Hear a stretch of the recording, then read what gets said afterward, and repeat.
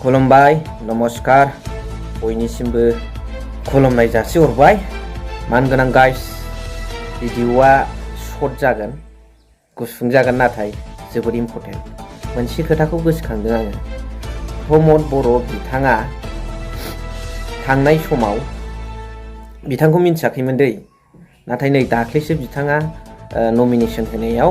नागिरथारनायावसो बिथाङा हमजाबाय खिन्थु सिगाङाव नागिरगासिनो दं होनदोंमोन नागिरनायानो बेना 5 बोसोर लादों माखौ गावनि सार्टिफिकेटखौ दा जाय नेताया गावनि सार्टिफिकेटखौनो पिअ पासखौनो बिए एमए M.Tech बायदिसिना होननानै बिथाङा बुंनानै लानानै लिडार जाफैनो हायोब्ला रायजो राजाफोरखौ थगायनाया बेनि थाखाय बेसेबां गिदिर बाथ्रा दुलाराय बर' फरायसा आफादनि जारिमिनाव गैफेरामोन बिथाङा खालामफैबाय ग्रेजुवेट नङाबा आफादगिरि जानायनि खुनु रेकर्ड गैयामोन बिथाङा बे रेकर्डखौ सिफायफैबाय मिसलिया सासे बियो दुलाराय बर' फरायसा आफादनि आफादगिरिया ग्रेजुवेट जाथारनांगौ नाथाय कनस्टिटिउसनाव बे लिरनाय दं नाथाय बिथाङा पिअ पासजों प्रेसिडेन्ट जाफैबाय थगायनानै बेफोर माबा मोजां थगायसुलानि आखु नङा होमबा दा बेनि सोमोन्दै दिनैनि भिडिअ एसेबाबो नोंथांमोनजों सावरायगोन hello everyone one second welcome back to the channel दिनैनि गोदान भिडिअ नोंथां बयखौबो गोसो गोथारै बरायदों लोगोसे आसा खालामो इसोरनि उनाव नोंथां बयबो मोजां दं प्रमद बर' बिथाङा सिगांनि समाव गावखौ BA pass MA pass M.Tech pass होननानै खिथानानै लादोंमोन बिथाङा गावखौ थांनाय समनि 2020 नि बिटिआर सुक्तिनि उनावहाय जिखिनि इलेक्शन जादों बे इलेक्शनाव बिथाङा सार्टिफिकेटखौ शो खालामनो हायाखै दे बेखौ मानिबाय नागिरदों बयबो मानिबाय नाथाय दाख्लि 2025 नि बे थांनाय इलेक्शनाव बिथाङाबो बै सिगाङाव जा फरायनायनि सार्टिफिकेट होदों बे एखे सार्टिफिकेटखौनो बिथाङा होफिनदों पिअ पासखौ बिए पासबो नङा एमए पासबो नङा बिथाङा पिअ पासनि सार्टिफिकेटखौ होदों नागिरनायावनो बिथाङा 5 बोसोर लाबाय बै 2020 निफ्राय 2025 सिम फरायखायाखैबा बिए एमए खौनो बिथाङा थगायनानैसो लाफैदों दा थगायदोंबा फरायाखैबा फरायाखै खिथानानै लाफैबानो जायो नाथाय बिथाङा रायजोफोरखौ बिराद थगायनानै दोनबोदों 5 बोसोर सार्टिफिकेट गावनि फरायनायखौनो खोन्थाना लाबाबोथ' अरजायाना मालाय गुबुन पलिटिशियानफ्रा खिथानानैबो लाखायो आरो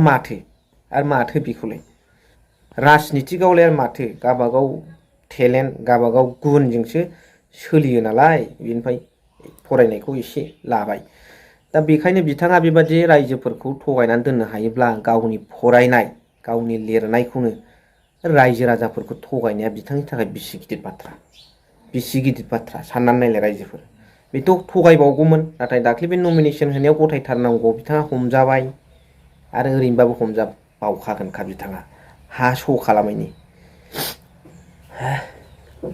बेथ' बे राजनितिकनि बाथ्रा मोनसे साननो गोनां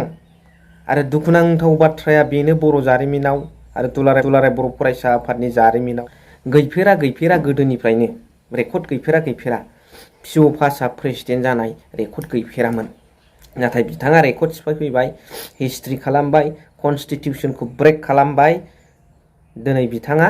पिअ पासजों दुलाराय बर' फरायसा आफादनि आफादगिरि जाफैबाय गोदोनिफ्रायनो गिदिर टप लिडार दङ दुलाराय बर' फरायसा आफादनि आफादगिरि जाफैदों बिथांमोना गासिबो बिए पास जोब आरो बिए पास नङाब्ला दुलाराय बर' फरायसा आफादनि आफादगिरि जानो मोना होननानै जों मिथिनो मोन्दों गिदिरफोरनिफ्राय नाथाय बिथाङा पिअ पासजोंनो दुलाराय बर' फरायसा आफाद सात्र संगठन बर'नि सिनस्रि आफाद गोथार आफाद बे आफादाव थगायनानै हाबफैबाय पिअ पासजोंनो बिथाङा दुलाराय बर' फरायसा आफादनि आफादगिरि जाबाय होमबा रायजो राजाफोरखौ थगायनो बिथांनो बेसेबां बोलो राजनितिकआव हाबबाय दे नाथाय दुलाराय बर' फरायसा आफाद बादि मोनसे गोथार आफादखौ बिथाङा थगायनो हायोब्ला गावनि फरायनायखौ गारनानै गारदिनि लबाव होमब्ला रायजो राजाफोरखौ थगायनाया बिथांनि थाखाय बिसि गिदिर बाथ्रा साननानै नायलाय रायजो राजाफोर राजनितिकआव हाबनानै नों मा थगायो आलदामोन नाथाय बर'नि बादि मोनसे गोथार आफाद एबसु बादियाव नोंथाङा थगायफैनाय रेकर्ड सिफायफैनाय जाफेरा जारिमिनाव रेकर्ड खालामफैनाय आरो बर'नि हिस्ट्रियाव नोंथाङा बेबादि खालामफैनाय रेकर्ड आरो कनस्टिटिउसनखौ ब्रेक खालामनाया जोंनि थाखाय लासिंसिं बाथ्रा दा बेफोरबादिखौ रायजोफ्रा जासाय खालामो बेनिखायनोथ' प्रमद बर' बिथाङा गाज्रि रोखोमै जेनदों थांनाय इलेक्सनाव। रायजोफ्रा जासाय खालामोथ', नों जेसेबांखि बुङा फैसा राना बेजों खोथा गैया, लेक्सार होआ मानो रायजोफ्रा जासाय खालामो। सैथो असैथोआ बबे, नंगौ नङाया बबे, रायजोनि थाखाय सोर मावो, सोर खोथाल' बुङो, सोर प्रेक्टिकेलाव दं, सोर थिउरियाव दं, बेखौ रायजो राजाफ्रा जाज खालामो आरो जाज खालामनो हानाय मोन्थायखौ रावबो नारसिननो हाया, सिख'नो हाया। बेनिखायनो इउपिपिएल दोलोआव जेसेबां समसिम प्रमद बर'आ गाहाय आफादगिरि जानानै थाबाय थागोन बा सालायबाय थागोन बिटिसिआव, मालाबाबो इउपिपिएलआ सिखारनो हानाय नङा। बे खाथां खोथाखा, मालाबाबो इउपिपिएलआ दावगानो हानाय नङा। खमनिफ्राय खम गोदोलांगोन आरो जेनलांबाय थागोन। प्रमद बर' जेसेबां समसिम बाव थागोन बे मालाबाबो इउपिपिएलआ सिखारनो हाला। आलादा लिडारा फैयोब्ला आलदा खोथा, सोर फैयो बेखौ आं मिथिया, खिन्थु गुबुना फैयोब्ला बे आलदा खोथा, आलदा जाजमेन्ट जागोन। नाथाय प्रमद बर' थायोब्ला बे हले गैखाला, रावबो इउपिपिएलजों गैला। मा सानो रायजो राजाफोर? कमेन्ट्सनि गेजेरजों जोबोर फोरमायहर। थेंक इउ भेरि माच फर वाचिं, लाभ इउ।